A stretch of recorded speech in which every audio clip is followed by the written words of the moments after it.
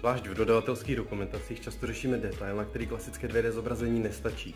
Častěji proto používáme 3D modelování, teď například na vodní dílo Kutřín. Ve 3D jsme na Kutřín vymodelovali středový blok železobetonové části hráze a díky modelu jsme našli některé hrany a místa, která by se špatně bednila a ještě hůř vystužovala. Místy jsme proto přistoupili k úpravě tvaru.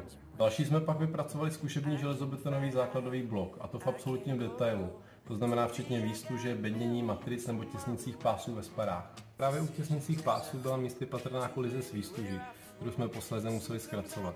Ve 2D bychom si toho těžko všimli. Kolizní byly i spínací tyče na bednění, které nebylo hlavně skrze výstuž a chladící hadičky kam dál.